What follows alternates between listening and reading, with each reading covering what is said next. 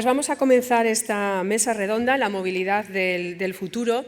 La informática, las matemáticas y la estadística son esenciales para desarrollar la tecnología de planificación de la movilidad y gestión del transporte del futuro. Ingenieros de transporte, científicos de datos y desarrolladores software están detrás de algunos de los modelos de transporte más grandes y complejos del mundo, apoyando a consultorías, agencias de transporte e instituciones de investigación que buscan optimizar la movilidad inteligente, segura y sostenible. Los ponentes de esta mesa redonda, paso a presentárselos, son Jaume Barceló, catedrático de la Facultad de Informática y de la Facultad de Matemáticas y Estadística de la Universidad Politécnica de Cataluña. También tenemos con nosotros a Josep María Aymaní, Regional Hub of Business Development at AIMSUM, espero haberlo dicho bien. Muchas gracias por tu presencia aquí hoy. Eduardo Saiz de la Maza, jefe del Servicio de Innovación Viaria de la Diputación Foral de Vizcaya. Y también tenemos de moderador a Iñaki Eguiara, responsable del área de Ingeniería de Dirección de Tráfico del Gobierno vasco. Así que, cuando quieran, todo suyo.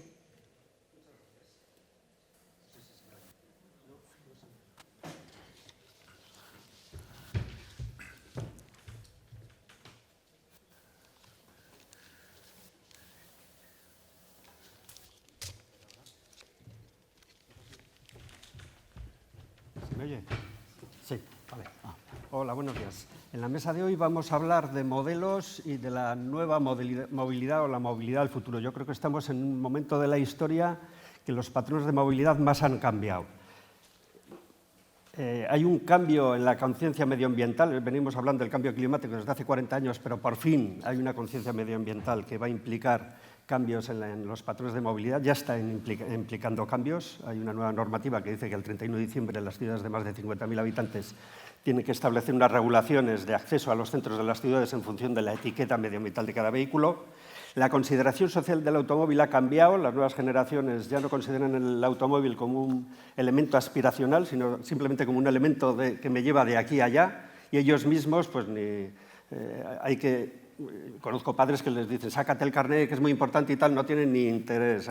Eso está generando pues, unas nuevas formas de movilidad, el vehículo compartido, car sharing, etc. Y luego, por último, el vehículo autónomo y conectado. La fusión de todos estos factores va a cambiar los patrones de movilidad de aquí a muchos años. Ahora, más que nunca, son interesantes los modelos, porque son herramientas matemáticas que tienen que reproducir la realidad de la forma más fidedigna y fiel posible.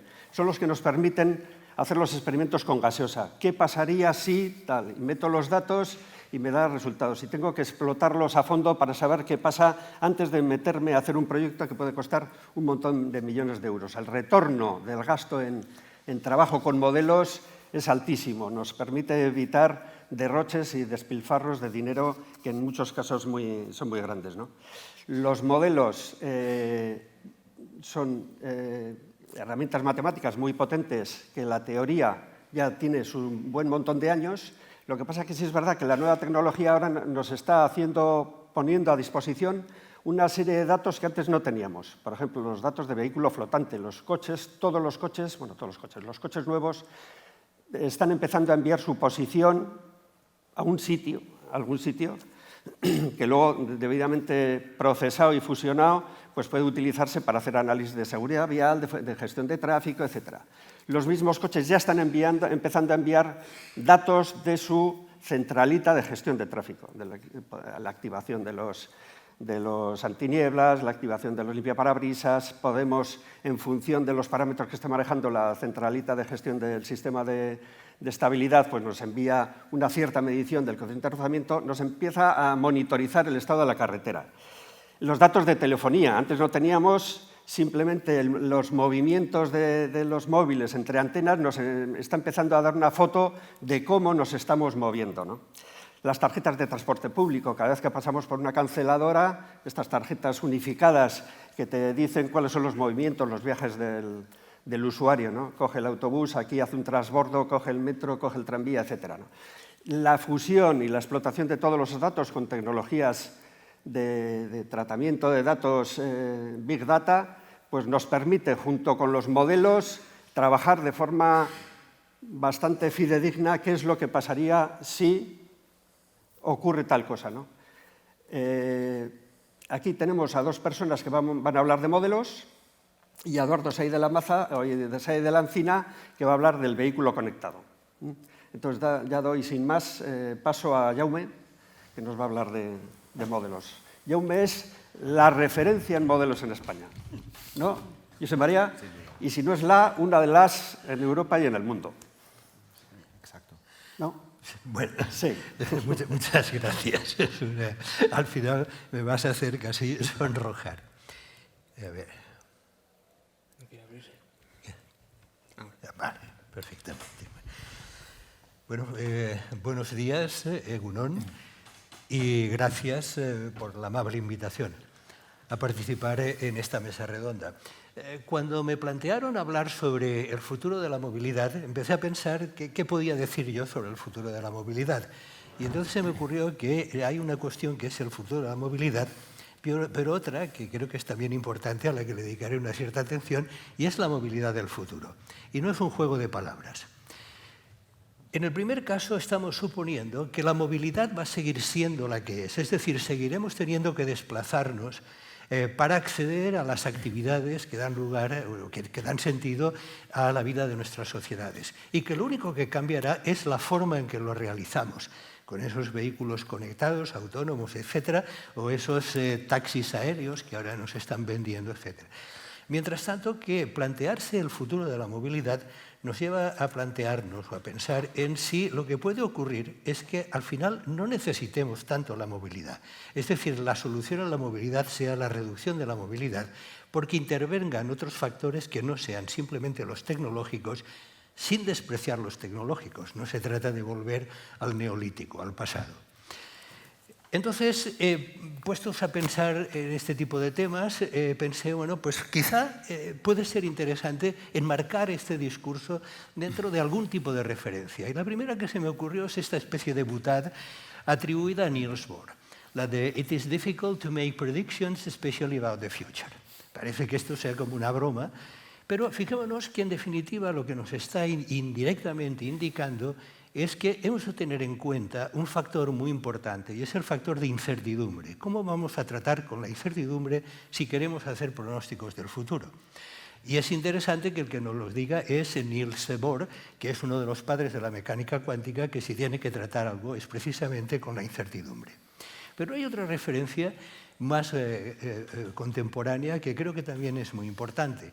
Y es una de Roy Scruton en un libro que se publicó hace muy poco, que es Aprender a vivir y a morir en el Antropoceno, esta nueva etapa geológica en la que hemos entrado. Y entonces él dice que a lo largo de la historia de las civilizaciones han caminado hacia el desastre porque los humanos estamos programados para creer que el mañana será muy parecido al de hoy. Esto lo que nos previene es contra las posibles pretensiones de predecir el futuro como una extrapolación directa e inmediata de lo que estamos experimentando hoy en día. Bueno, si tenemos que empezar a hablar un poco sobre el futuro, la cuestión es cómo lo vamos a hacer. Y, bueno, un primer convenio es que si yo quiero decir algo sobre el posible futuro de un sistema, primero tengo que saber algo, conocer algo sobre ese sistema. A partir de ahí puedo tener diferentes opciones. Por ejemplo, puedo dejar volar la imaginación. Esta es una imagen tomada de unas previsiones a finales del siglo XIX de cuál sería la movilidad en el siglo XX. También hay mucha gente que prefiere otra cosa. Bueno, pues entonces puedo ir a la bola de cristal y que la bola de cristal me diga cuál va a ser mi futuro, a dónde voy a ir a ese futuro. Pero tenemos otra posibilidad. Una posibilidad que, a pesar de esa advertencia que he mencionado de Roy Scruton, es una posibilidad que es la que se utiliza muy frecuentemente. Lo que voy a hacer es pensar que el futuro será la extrapolación directa de lo que estoy viviendo hoy. Yo creo que de una manera simplista sería la visión de ese futuro de coches, vehículos y de vehículos autónomos y conectados, que sería simplemente continuar moviéndonos, pero con otros coches diferentes de los actuales. También hay otra posibilidad, y aquí es donde entra el discurso de Iñaki y supongo que un poco la justificación de mi presencia aquí, que es la cuestión de los modelos. Un modelo es formalizar de alguna manera el conocimiento que se supone que tengo sobre algo. Y entonces, a partir de ahí, jugar con el modelo para responder a ese tipo de preguntas de qué pasaría si. El experimento con gaseosa, pero que en este caso la gaseosa se supone que está en un ordenador, en un computador.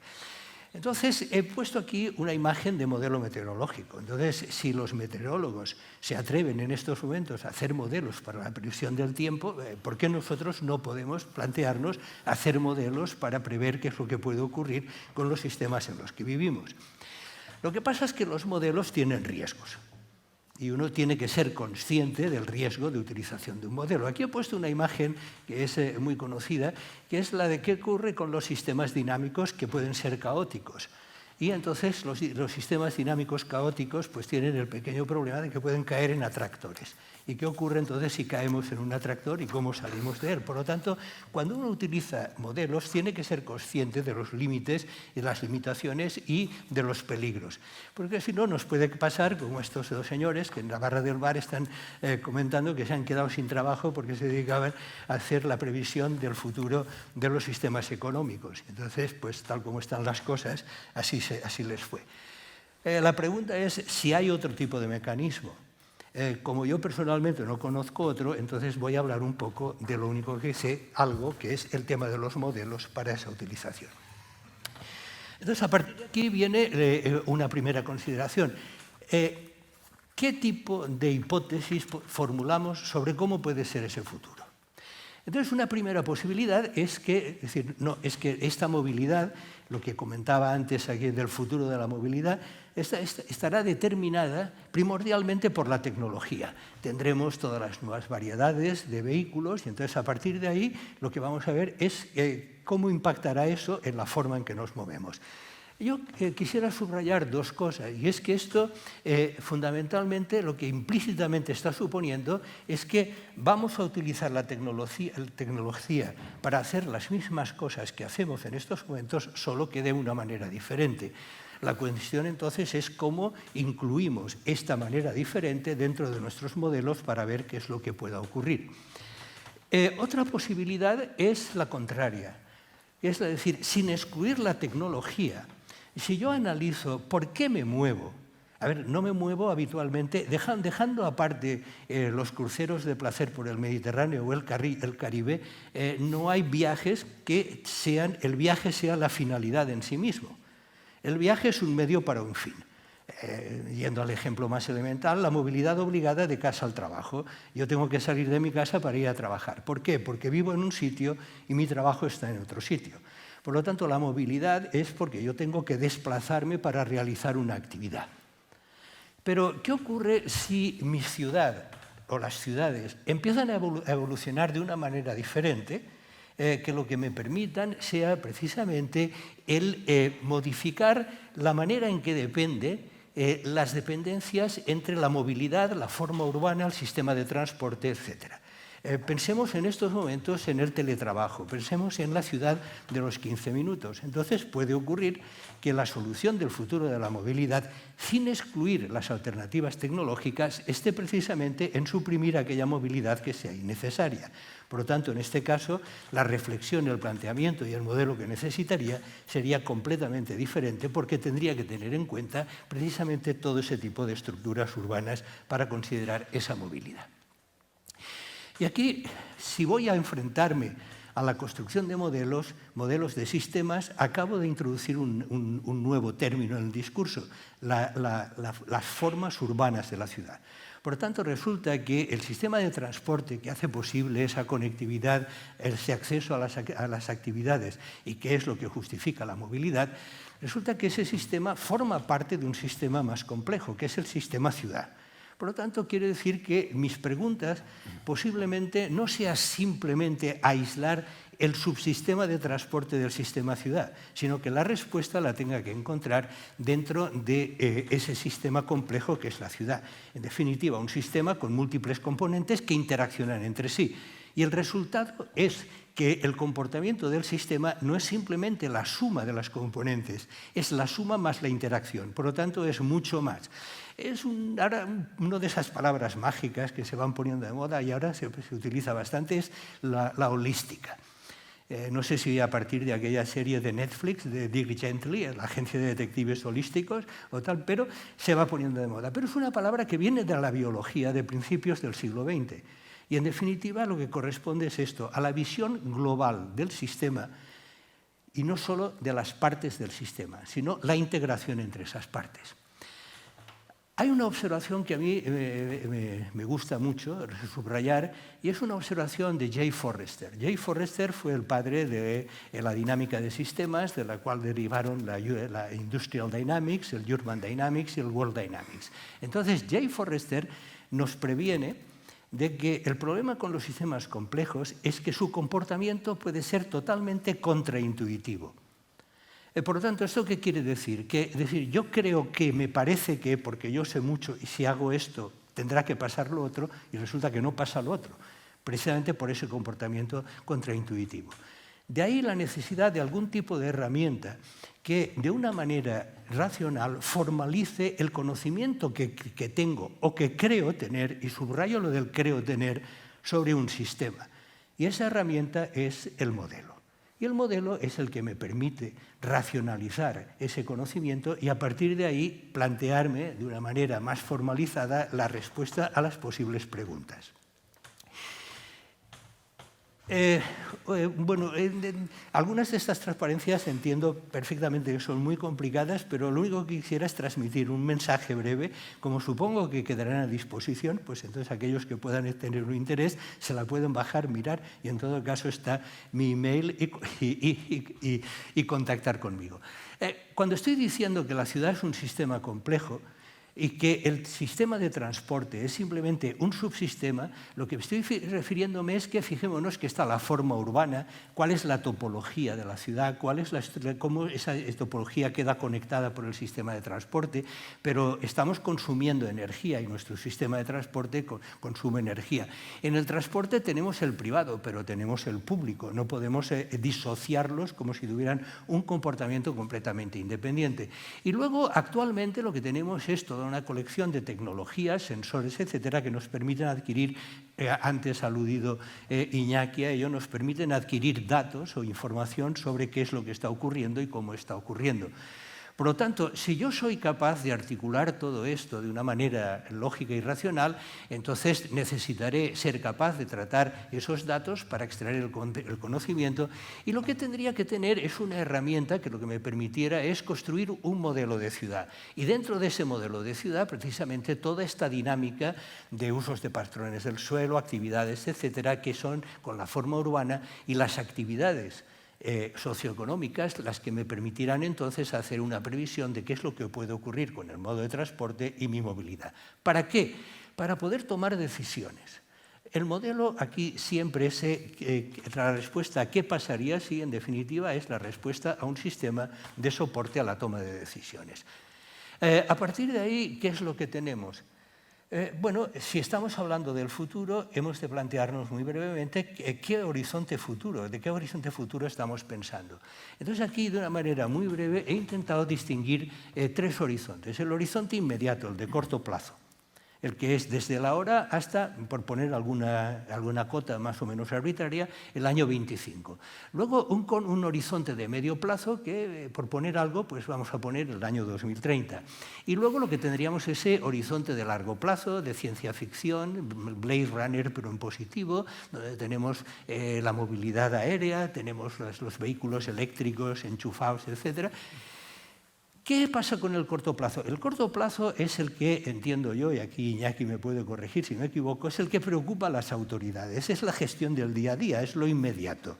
¿Qué hago con la irrupción del Mobility as a Service, que ha venido sin que lo sospecháramos, con unos efectos que son los contrarios de los que pensábamos que iban a tener? Nos iban a liberar y resulta que ha sido todo lo contrario. ¿Qué ocurre con la irrupción de la micromovilidad? ¿Cómo gestionamos la movilidad, esa micromovilidad? ¿De qué forma? En definitiva, cómo nos replanteamos el uso del suelo, en este caso para la movilidad. ¿Qué vamos a hacer con los vehículos autónomos y conectados? ¿Vamos cada uno de nosotros a sustituir nuestro coche convencional por un vehículo autónomo conectado que evidentemente será eléctrico? ¿O esto va a tener más que un efecto a nivel individual, un efecto a nivel de replantearnos el transporte público? Bueno, ¿cómo lo hacemos? Esto sería lo que podríamos llamar esas respuestas que tendríamos que dar a preguntas urgentes. Luego es muy bonito plantearnos los horizontes de largo plazo, pero ¿qué va a ocurrir entre el ahora y ese momento? Va a haber una serie de escenarios de transición. ¿Cómo vamos a afrontar esos escenarios de transición? Aquí es donde viene, para mí, el papel de los modelos como ayuda a plantearnos cuáles pueden ser esos escenarios de transición.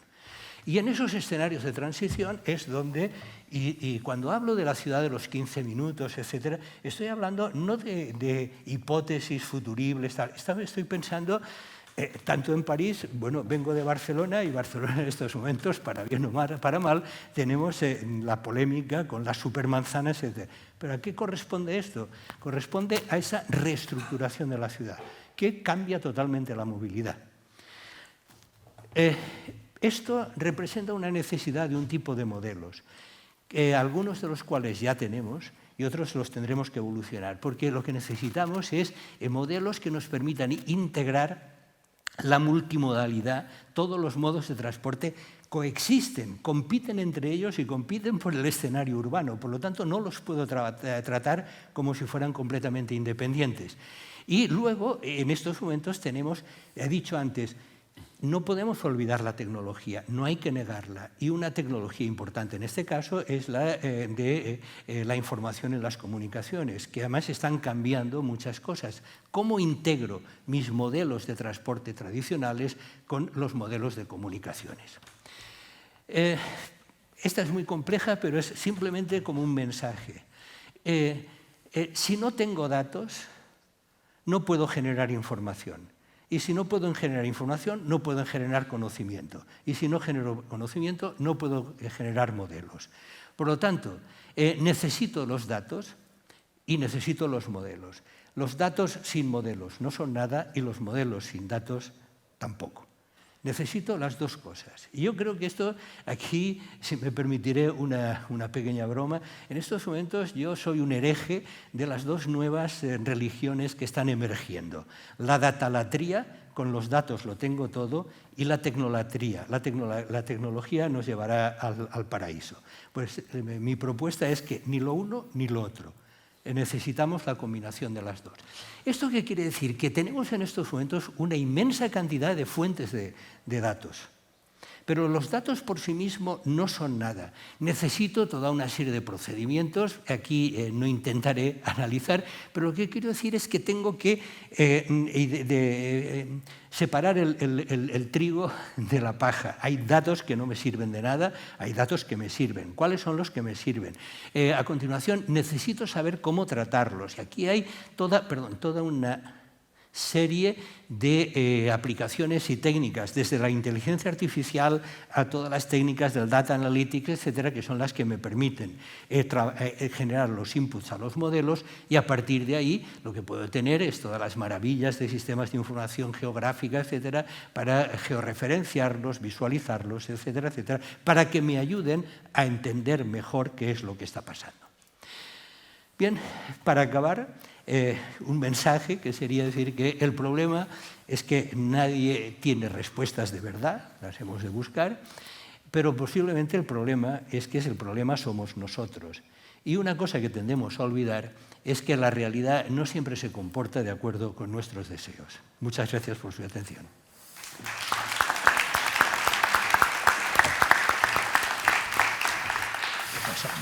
No, pero muchas gracias, Jaume. He hecho trampa, le dejo un poco más a él. Bueno, ahora hace la presentación Josep María Imamí, que viene de la cantera de Einsun.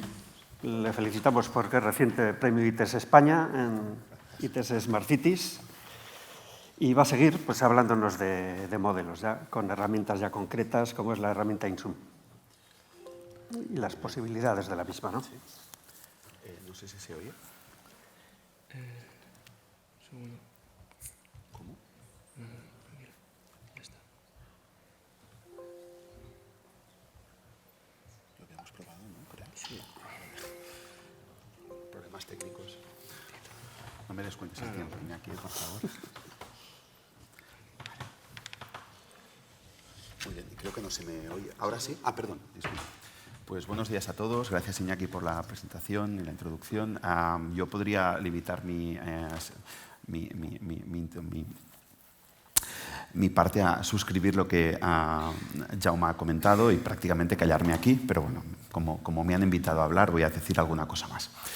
Entonces, muy rápidamente, antes de preguntarnos la movilidad del futuro, tenemos que entender la movilidad del presente. Y esta movilidad del presente ya es tremendamente compleja. Yo empecé en el sector hace 16 años, por eso recibo premios de estos a toda una vida, que no sé si, bueno, ya me condenan a no seguir, pero esta es una transferencia que me gusta muchísimo porque explica el ecosistema de startups en Europa en el año 2019 aproximadamente. Y se ve una tremenda, un dinamismo tremendo.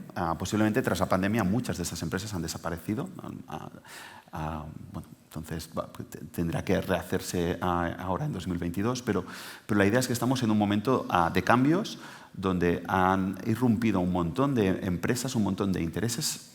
Algunos, la tecnocracia ha entrado en nuestro sector de una forma apabullante. Y bueno, pues tenemos aquí que en las distintas vertientes, en los distintos sectores dentro del campo de la movilidad, han aparecido un montón de nuevos agentes, nuevos actores. ¿Y por qué? Pues porque estamos cambiando muchísimas cosas. Otro elemento principal es también la irrupción o la introducción de estos nuevos modos de transporte, lo que llamamos nueva movilidad. Por eso muchas de las empresas que comentaba en la transparencia anterior. Y algo también sorprendente, al final cuando entramos en esta nueva movilidad, al final lo reducimos todo, lo sintetizamos todo al patinete o al car sharing como grandes elementos fundamentales y que van a organizar y van a orquestar nuestra movilidad los próximos años. O al menos es lo que esas empresas pretenden hacer con todo su derecho. Pero luego cuando entramos en los repartos modales reales en las ciudades, esto sigue siendo, esto vuelve a ser, está ligeramente desfasada, la pandemia posiblemente lo ha alterado, pero siguen siendo muy marginales en lo que es la movilidad. Y, y por eso precisamente en el gráfico están ahí metidos casi con calzador entre los modos de transporte clásicos que siguen siendo ir a pie, fundamental, el transporte público en todas sus versiones, la bicicleta, que por suerte aún tiene interés, y el vehículo privado, que está aquí y creemos que sí, va a seguir estando aquí bastante tiempo, por mucho que se quiera desterrar desde ya de las ciudades, con buenos principios y buenas intenciones. Al final también nos encontramos un escenario en el que todos estos modos chocan. Cuando entramos en que el sharing puede ser muy positivo porque podemos movernos de una forma mucho más fácil, o incluso que el bike sharing, la bicicleta compartida, es un gran modo de transportes, si eso lo que está haciendo es reemplazar el ir a pie para distancias que puedes ir andando, y eso implica una logística como en Barcelona, que implica furgonetas moviendo bicicletas porque estamos en cuesta y no puedes tener las bicicletas donde la gente las necesita, al final quizá posiblemente eso no es el modo tan sostenible que nos habían vendido desde el principio. Entonces todo al final tiene aspectos que tenemos que estudiar. Luego vendré a lo mío, obviamente. Al final nos encontramos en esto que la nueva movilidad, como cualquier otra tecnología disruptiva o que nos llegue así un poco de sopetón, pues sigue la famosa y archiconocida curva de Gartner, que al final simplemente nos explica que tenemos un momento siempre, cuando aparece una cosa nueva, de hype y de posiblemente sobre ilusión sobre ella, ¿no? Entonces, después de la ilusión siempre viene la crisis y digamos, el momento de pensar quizá todo eso no valía tanto la pena.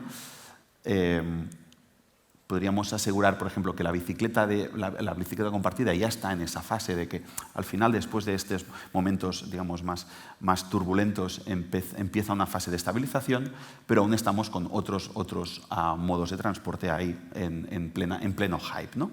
El riesgo, además, de cualquier nueva tecnología, en este caso de un nuevo transporte que entra en las ciudades, es no llegar a sobrevivir a la curva y que fracase, ¿no? Entonces, esto se traduce en esto. Esta transparencia explica muy claro qué puede llegar a pasar con estos nuevos modos de transporte. Esto es un cementerio de bicicletas de sharing en China, parece un par de empresas que han fracasado. Entonces, ¿de qué se trata? Se trata de evitar eso. Entonces, tenemos una serie de retos, lo sabemos, estamos, como os he comentado, en un momento cambiante y dinámico. Tenemos unos nuevos pilares, unos nuevos elementos que tenemos que considerar como centro de análisis de cualquier elemento de la movilidad. Si antes, obviamente, cuando hace 16 años se buscaba eficiencia en el transporte en sí, mejora de la congestión, serían los pilares principales, esto ha cambiado bastante. O sea, estamos en un momento en el cual tenemos que tratar el elefante en la habitación, que es las emisiones, tanto en la vertiente de cambio climático, fundamental, pero también en las ciudades directamente como algo que incide ya no a 2030, 2040 o a nuevas generaciones, sino en el día a día, causando ahora mismo, y eso salía en la prensa, muchas más muertes por calidad del aire que no el propio COVID. Entonces es un tema que tenemos que tratar de forma inmediata. Jaume lo comentaba y también es otro elemento importante, estamos en pleno proceso de digitalización del sector. Esto, desde un punto de vista, nos aporta datos, muchísimos más datos, datos que ni soñábamos hace 15 años, y un cambio también en el uso del transporte derivado de que al final todo se reduce a lo que mi app me indica que tengo que hacer. Y finalmente un cambio en el modelo de negocio, también lo comentábamos, pero los jóvenes han dejado de tener como aspiración fundamental el vehículo, como sacarse el carnet y comprarse un coche como principal fuente de libertad. Están viviendo en el metaverso posiblemente ya. Nosotros, ya a mí me pilla de mayor, pero eso ya posiblemente están en este aspecto. Y este elemento de la propiedad del vehículo ha desaparecido en gran parte. No digo que sea siempre así, y cuidado también en extrapolar lo que nos pasa en nuestro mundo occidental en otros países, porque si viajas a otras regiones eso no es tan así todavía y esos elementos aspiracionales siguen estando ahí como fundamentales, ¿no?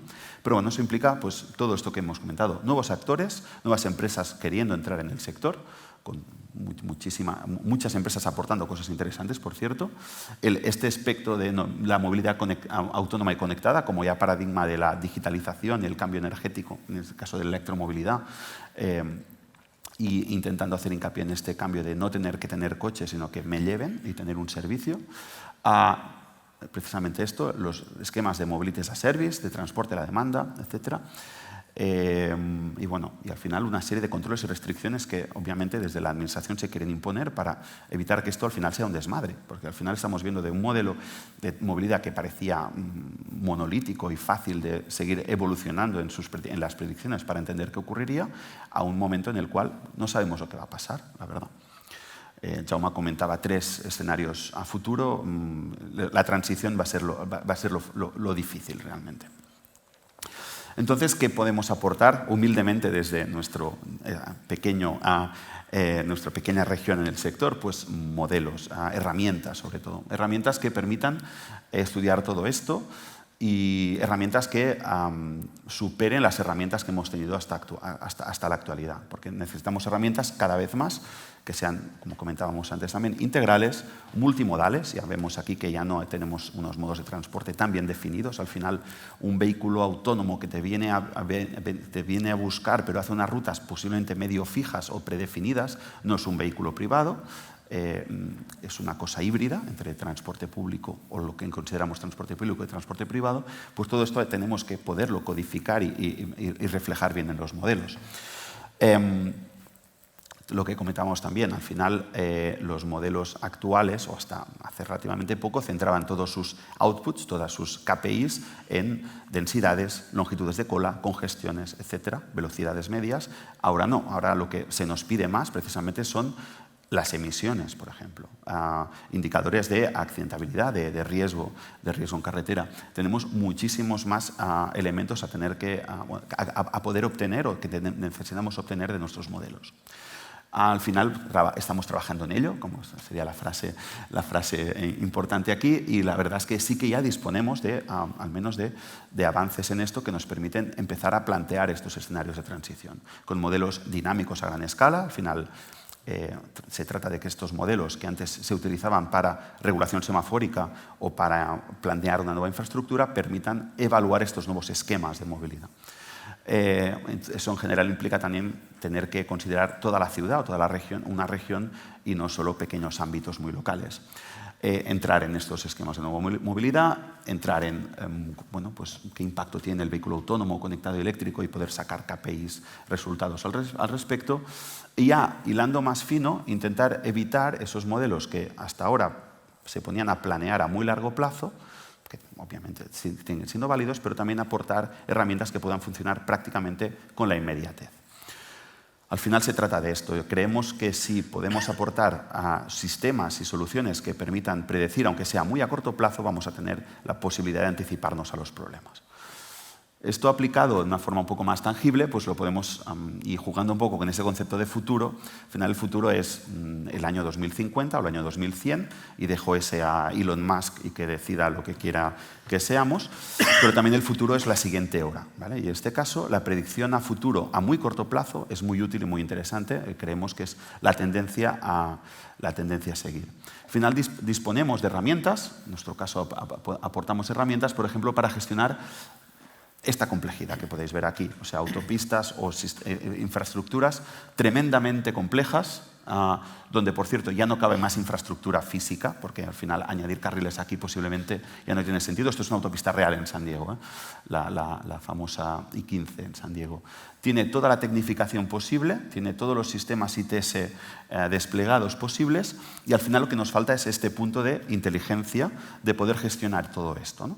Y al final la mejor forma de gestionar esto no es de forma reactiva, sino de forma anticipativa, con sistemas que, muy bien alimentados con datos, sino al final, como Jaume comentaba, no tendremos una fiabilidad en nada, pues permitan darnos la respuesta a qué pasa si en una hora, ¿vale? Y como además esto no es predicción meteorológica, podemos interactuar con esta realidad y jugar con escenarios paralelos, realidades futuras paralelas. Parece ciencia ficción, pero al final es así, y poder intentar encaminarnos a la realidad que nos interese más, aplicando planes de respuesta, planes de contingencia, ya sea ante cosas que pasan habitualmente y especialmente ante cosas que no son habituales, y que es lo difícil, y eso la gente responsable del tráfico sabe que es lo más complejo. Al final podemos tratar esto, y viendo las escenarios de transición, me salto mucho el vídeo, lo prometo, pues también podemos modelizar mediante las herramientas pues todo lo que sería el vehículo conectado, especialmente por dos motivos. Uno, porque al final el vehículo conectado y autónomo se nos ha vendido como la panacea en eficiencia en la carretera, y lo que nos dicen los primeros proyectos, por ejemplo a nivel europeo, el proyecto Levitate, es que las primeras iteraciones de un vehículo autónomo no va a ser necesariamente más eficiente, en esas no va a ser más eficiente que un vehículo conducido por una persona humana, por todas las restricciones y seguridad que se pueda aplicar a él. Al final sí que parece que a futuro podremos optimizar el uso de un vehículo y llegar al platooning, a estas acumulaciones de vehículos que puedan circular con distancias ínfimas entre ellos y que podamos estrujar la infraestructura. Y el segundo uso de los modelos aquí es muy claro, es decir, ahora mismo tenemos pocos vehículos autónomos con los cuales poder jugar. Tenemos que entender con estos niveles de penetración incrementales, ver qué ocurre en estos escenarios de transición y al final qué ocurre en un escenario final con todos los vehículos teniendo esta tecnología. No me largo mucho más. Simplemente también podemos predecir el futuro para cosas que ni queremos que pasen. Y como este congreso iba también de seguridad, pues quería aprovechar para explicar que también tenemos modelos para cosas que, como digo, preferimos que nunca ocurran, ¿no? Pero tenemos que planificar y anticiparnos a lo que pueda ocurrir. En este caso, pues con herramientas dedicadas para evacuaciones de tipo nuclear o incendios forestales, que es este caso concreto en Australia. Al final, nada más, simplemente tenemos que intentar proveer tecnologías y sistemas y modelos, en este caso, que nos permitan tener un futuro un poco más, menos complejo o intentar obtener respuestas. También para terminar, incluso en este proceso de obtener respuestas, incluso equivocándonos, vamos a aprender, y eso también es importante. Nada más, muchísimas gracias y cualquier cosa a vuestra disposición. Perdón. Nada, muchas gracias, José María. Te has ajustado muy bien al tiempo. Y ahora nos va a hacer la presentación del Vizcaya Connected Corridor Eduardo Saín de la Encina, jefe de Servicio de Innovación Viaria de la Diputación Foral de Vizcaya. ¿Se oye? Sí. ¿Se me escucha? Vale. Sí.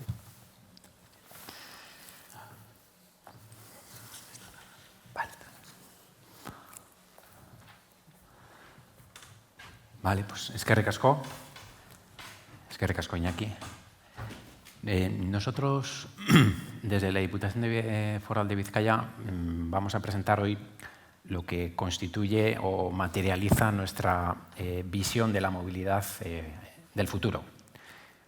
Jaume o José María han hablado de modelos, yo no voy a hablar de modelos, habéis hablado también de datos, voy a hablar yo a la parte final de datos, brevemente. Pero sí queríamos compartir con vosotros este proyecto que, digamos, hace tangible cuál es nuestra visión como operador de infraestructuras, que es realmente a lo que nos dedicamos. El Vizcaya Connected Corridor es una plataforma para la movilidad conectada y para las infraestructuras inteligentes. Es un proyecto en el cual aspiramos, bueno, en una colaboración con Tecnalia, aspiramos a exponerlo a las organizaciones, universidades, empresas, todos los que estéis aquí, para su utilización y como un demostrador de tecnologías. Nosotros, en la configuración del proyecto, nos hemos centrado en dos, que es la movilidad conectada y las infraestructuras inteligentes. Y es en lo que nos hemos centrado y estamos centrados en su desarrollo actualmente, sin perjuicio, insisto, aunque esté abierto a cualquier otras demostraciones tecnológicas que vosotros y vosotras como organización estéis interesados en implementar en este proyecto. Está abierto a tecnologías en el ámbito de fabricación, de materiales, de digital. Hay un menú extensísimo de posibilidades abiertas. Insisto, nosotros nos hemos centrado en dos como punto inicial del desarrollo de este proyecto. Por un lado está la movilidad cooperativa. La movilidad cooperativa, tal y como la entendemos en la Diputación Foral de Vizcaya, pasa por lo que es en el futuro, ¿este funciona? Sí. Bueno, esa interrelación entre los vehículos, la infraestructura y el centro de comunicación, en el cual lo que se prevé a través de los sistemas cooperativos es compartir información, transmitir información entre el usuario y el operador de la carretera. Por otra parte, otra pata importante que a nosotros como operador de infraestructuras nos interesa es integrar los elementos de la carretera, bien sea un túnel, bien sea un talud, una carretera, una estructura, un puente, también recibir información en tiempo real. Esto de cara a la movilidad, de cara al usuario, tiene poca interacción, poco interés. A nosotros como operadores nos es básico, es el día a día nuestro, ¿no? Actualmente estos dos campos están, digamos, separados. Nuestra aspiración es a unificarlo y mejorar la movilidad, prepararnos para la movilidad del futuro aunando los dos ámbitos. Detalles sobre la movilidad cooperativa. ¿Cómo hemos desarrollado o estamos desarrollando en el BCC la movilidad cooperativa? Nos hemos basado en un desarrollo tecnológico de comunicación en vehículo-infraestructura inalámbrica, basado en una tecnología ITS-G5, también con posibilidades de integrar la 5G, en el cual la arquitectura de comunicación, partiendo del vehículo o del usuario, sensorizado con unas OBUs, conecte con unas RSUs, unas Road Sound Units, colocadas a lo largo de la carretera, y estas Road Sound Units, gobernadas por un módulo central, conecten con el centro de tráfico. Ese es el esquema que nosotros aspiramos. Hoy en día los demostradores tecnológicos de movilidad conectada o los corredores generalmente se centran en esta parte, es decir, el desarrollo tecnológico de esta componente. Nosotros en el BCC lo que aspiramos es también a integrarlo en el centro de operación. Queremos hacer una transferencia tecnológica ya práctica a la operación del día a día. Hemos pensado en un corredor cooperativo, para empezar. ¿Dónde? Pues a lo largo de la 8 en Vizcaya, empezando desde Muskiz hasta Ermua, la colocación de 25 RSUs a lo largo de la 8 que permitan conectar con los vehículos. Los vehículos tienen que ir equipados con unas obús. Hoy en día pues son unos aparatos que van embarcados en el vehículo. Cada día ya hay fabricantes de vehículos que los van integrando de serie en su fabricación y con toda esa distribución de balizas, tener traqueado y hacer todo el desarrollo de los servicios, ahora a continuación os diré, visualizaremos alguno de ellos, a lo largo de toda la infraestructura, hacer las pruebas de esta tecnología de comunicación, de movilidad conectada. Esto es simplemente es el esquema de la arquitectura, como partiendo desde la base, desde los usuarios, por las R's hasta la parte de la infraestructura, cómo se conecta con el módulo central y al final conecta con el centro de operaciones. Aquí cabe citar la colaboración con proveedores locales, tanto como CAPS como Gertec, que nos ayudan a implementar este proyecto.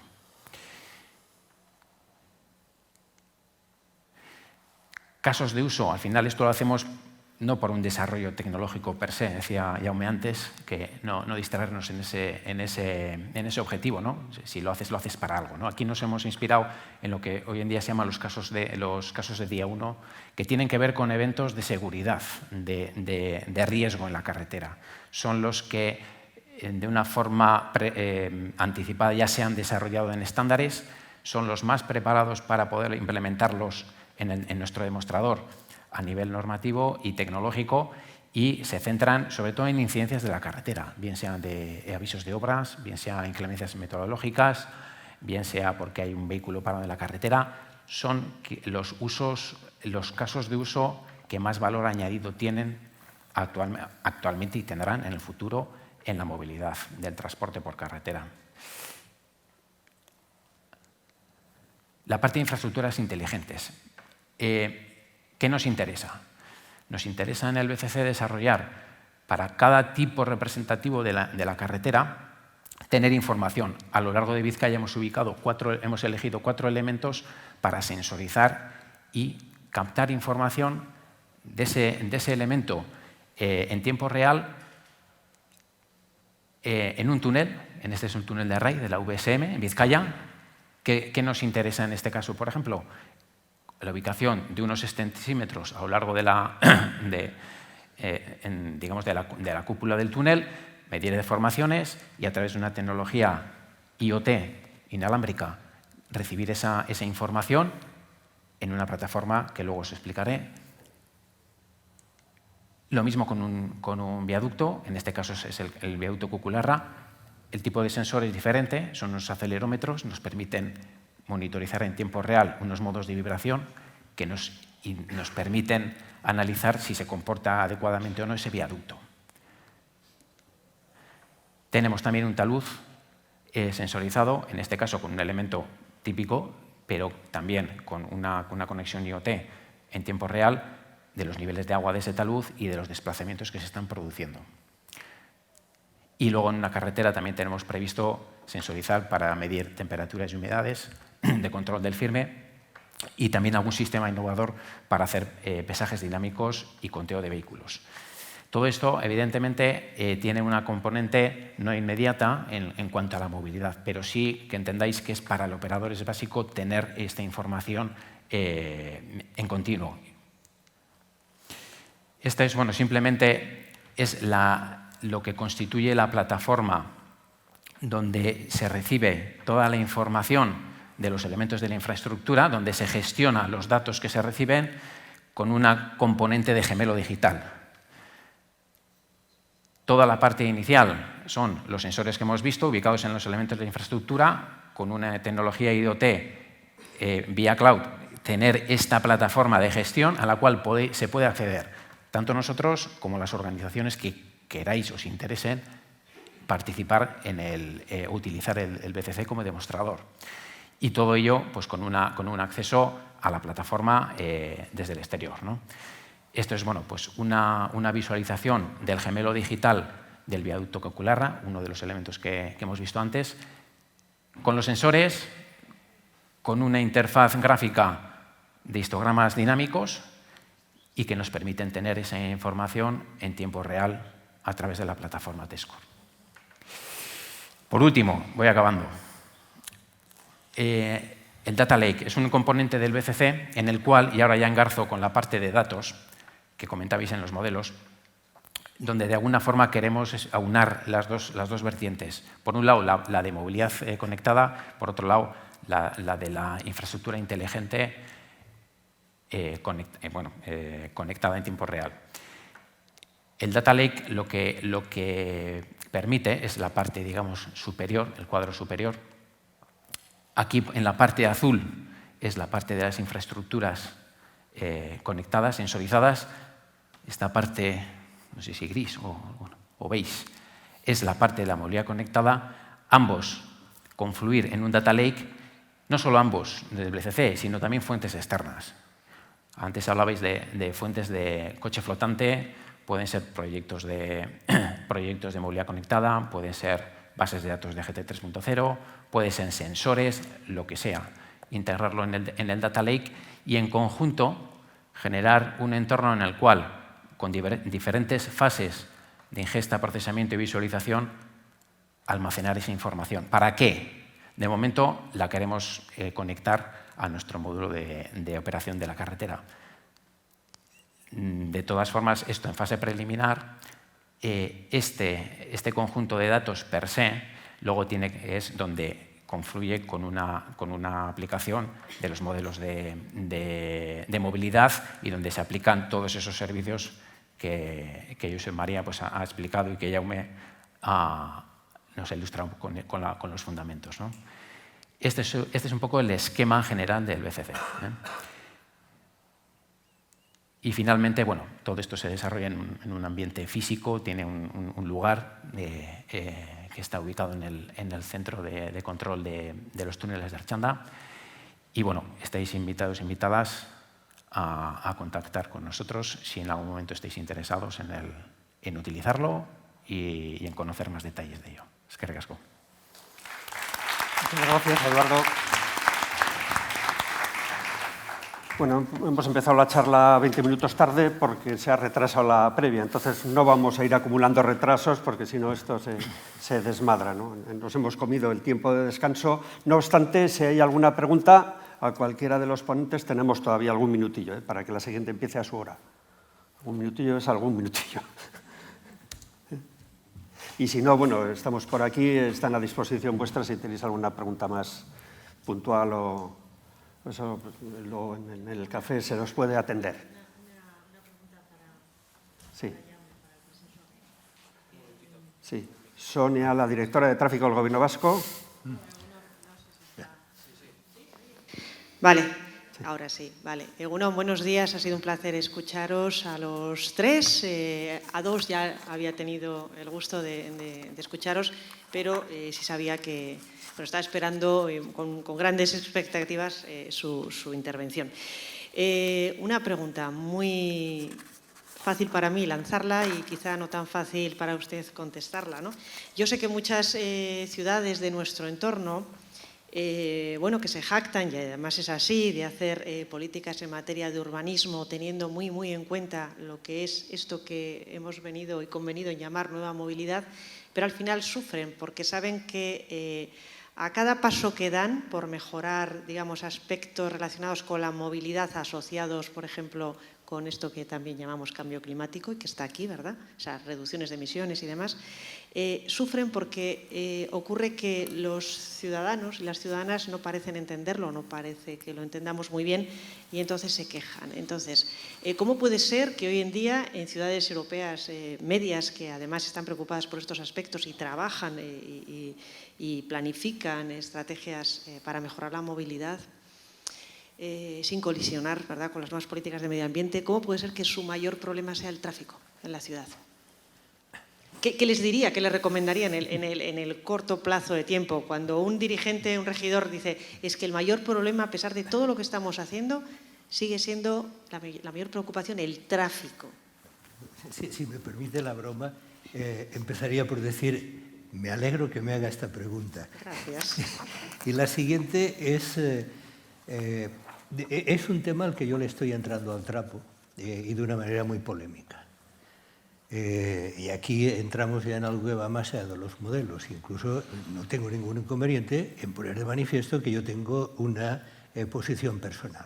Y la posición personal es que hemos de cambiar de estilos de vida. Y ese cambio de estilos de vida significa que el vehículo debe dejar de ser el principal protagonista de la ciudad. La ciudad no puede estar construida para los vehículos, que es como se ha venido configurando a lo largo de los últimos 80 años, y la ciudad tiene que ser para los ciudadanos. Ahora bien, yo creo que hay dos problemas. Una cosa es estar de acuerdo con una política y los objetivos de esa política, y otra cosa es cómo se implementa esa política. Lo que voy a dar ahora es una opinión personal, tampoco pretendo que sea como la panacea universal y la solución que alguien me ha dado. Yo creo que la primera cuestión es que, y aquí es donde vendría para mí la cuestión de los modelos, y es que el cómo se implementa esa política tiene que tener en cuenta precisamente esos qué pasaría si, cómo van a afectar. Un ejercicio muy elemental con la zona de bajas emisiones de Barcelona, para la cual no hace falta modelos matemáticos complicadísimos, sino simplemente reglas de tres. Si uno analiza las encuestas de movilidad cotidiana que realiza cada año la Autoridad del Transporte Metropolitano de Barcelona, entonces uno se percata de que hay las coronas metropolitanas, el núcleo urbano y las coronas metropolitanas, y que hay un 60% del tráfico que circula, doy las cifras grosso modo, ¿no? Que circula por la ciudad de Barcelona, no lo genera la ciudad de Barcelona, lo generan los viajes de la periferia que van a trabajar a la ciudad. ¿Por qué? Entre otras muchas cosas, porque esa periferia no está cubierta por el transporte público con la densidad suficiente como para dar el servicio que necesitaría. Han sido la consecuencia de ese crecimiento de las ciudades, que es lo que los americanos le llaman el urban sprawl. A mí hay una traducción que me encanta mucho, es el desparrame urbano. Es decir, las ciudades se han desparramado sobre el territorio sin una planificación adecuada. Entonces, y eso ha sido posible por el vehículo privado. Se ha sustituido la posibilidad de la movilidad colectiva por la movilidad individual. Y ahora tenemos los fenómenos de congestión. Pero entonces, si uno analiza eso, ¿qué pasa si en un momento determinado impongo estas restricciones? Perfecto, porque bajaré el número de vehículos contaminantes que circulan por la ciudad, mejoraré mis estándares de calidad de vida, etc. Pero resulta que eso va a afectar a un cierto número de viajes. Viajes que en la mayor parte de los casos no son, como ironizaba antes, viajes de turismo, son viajes de movilidad obligada. Y resulta que muchos de esos viajes, por ejemplo, van a ser, aquí hablamos de la movilidad de las personas, pero nos estamos olvidando de la movilidad de las mercancías. En el centro urbano de la mayor parte de las ciudades nuestras, a la hora punta, dependiendo de la ciudad, entre un 15 y un 20% del flujo del tráfico está compuesto de vehículos comerciales. Y en cambio, la mayor parte de los modelos no existen. O sea, estoy contando mi matriz de movilidad, origen-destino, en función de... Pero no cuento los viajes privados, no los de los vehículos comerciales, pero están ahí y me contaminan. Aquí, en esta especie de relato, resulta que la mayor parte de esos vehículos comerciales son de autónomos, que además viven en esas zonas. Resulta que estos señores o señoras, cuando se hicieron autónomo, había una política que favorecía el uso del diésel. Y entonces compraron sus furgonetas diésel. Y ahora les dicen que no pueden utilizarlas porque son contaminantes. Con lo cual resulta que son los primeros afectados, porque no se les proporciona un mecanismo alternativo. Ahí vendría para mí el aspecto este de el cómo se implementa una política que es objetivamente, yo estoy de acuerdo y creo que es buena. Pero entonces, aquí vendría un papel de los modelos para decir, bueno, ¿a quién va a afectar? No solamente en número, sino de orígenes, de procedencias y por capas socioeconómicas. Por ejemplo, estamos hablando mucho del factor género en el transporte. Yo acabo de realizar, bueno, yo he ayudado, han sido 2 exalumnas mías las que han hecho el trabajo, y entonces de pronto nos hemos encontrado con que la pandemia, el teletrabajo y tal, pero resulta que hay una serie de sectores sociales que no se han visto afectados. Han tenido que seguir haciendo sus viajes y han tenido que seguir utilizando el transporte público. Si los superpongo, qué casualidad que corresponden a esas zonas que son de franjas de pobreza, etc. Por lo tanto, ahí vendría el factor del cómo. Con lo cual, lo único que quiero decir es que hay políticas que, si yo quiero implementarlas, creo que antes tendría que averiguar cómo pueden impactar y cómo puedo paliar el impacto. Y ahí vendría, por ejemplo, el tema del transporte público y la sustitución, o el transporte público alternativo, el transporte a la demanda, etcétera, etcétera. Y luego, yo creo que hay otro factor, y es que somos muy reacios al cambio. Por eso, quizá de una manera un poco irónica, en la transparencia final de mi presentación decía que posiblemente el problema seamos nosotros. Y si además no se nos explica de una manera muy clara y se predica con el ejemplo, entonces creo que la ciudadanía es muy reacia a aceptar el cambio. Porque, no sé, es una posición personal, ¿eh? No. Muy interesante, muchas gracias. Bueno, pues yo creo que damos por finalizada la sesión, ¿no? Y yo espero que hayan disfrutado igual que yo con las presentaciones de Jaume, Josep María y Eduardo, y damos por finalizada esta charla. Muchas gracias a todos y hasta la siguiente.